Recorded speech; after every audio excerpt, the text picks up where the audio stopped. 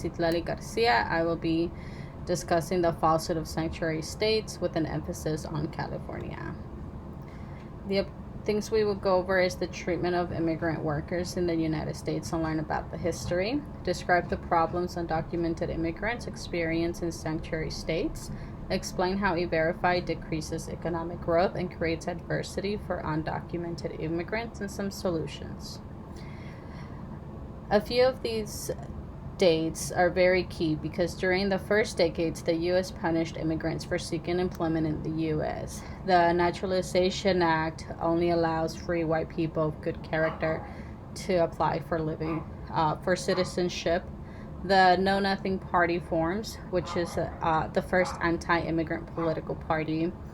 There's the Chinese Exclusion Act, which excluded immigration and barred Chinese immigrants from entering the U.S.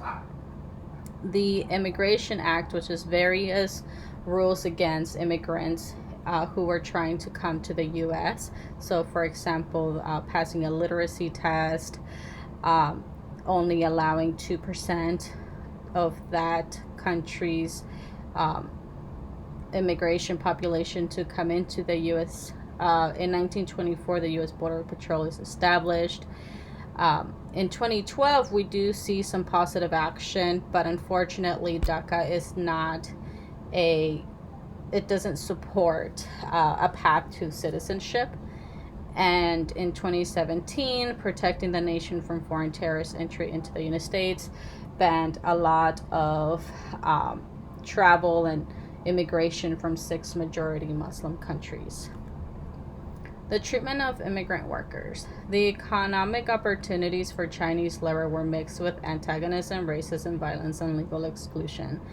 As we learned earlier, a lot of people were upset that employers would hire them for cheaper labor, and they created some animosity between white workers and Chinese workers, but the blame was put on the immigrants and not the employer for treating Chinese working immigrants unfairly. In 1935, living conditions was not great for immigrant workers. As you can see here, here's a picture of a shed, or what is looking like a shed. This is not great. They were paid very, very poorly, just enough to get food. E-Verify decreases economic growth and creates adversity for undocumented immigrants. E-Verify is a web-based program where an employer submits records to the Social Security Administration and U.S. Department of Homeland Security to verify that the person they're trying to hire is there in the country legally. After the implementation of E-Verify, the employment rate decreased by 4.6%. So to put it into perspective, a decrease in employment between 3 to 6% is a loss of 158,910 jobs to about 318,000 jobs. So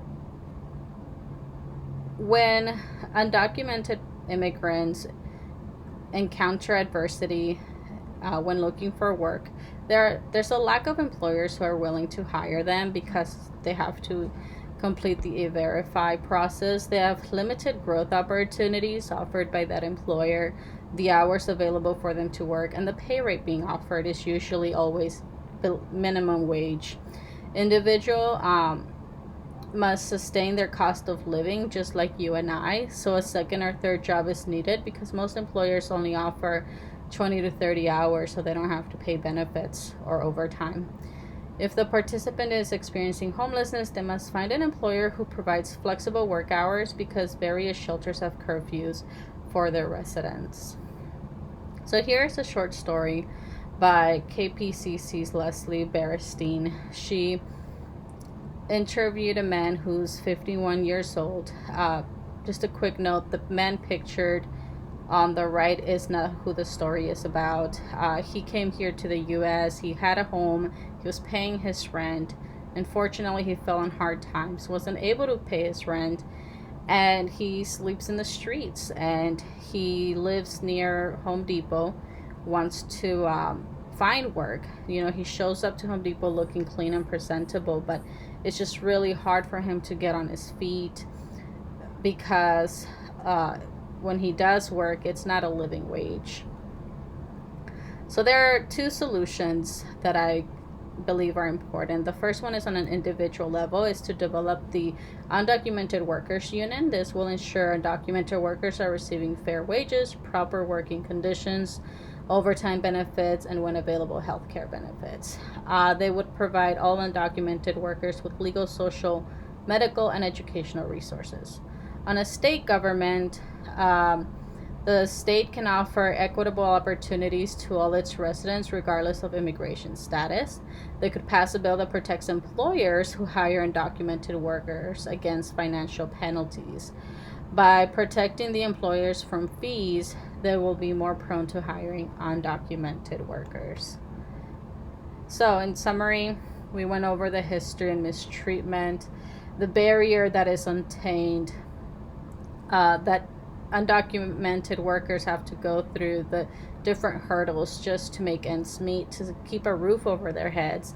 And it's time that sanctuary states, hold up to their promise, and instead of telling people that they won't deport them, which is great, they also have to provide ways that they can sustain their living. Thank you.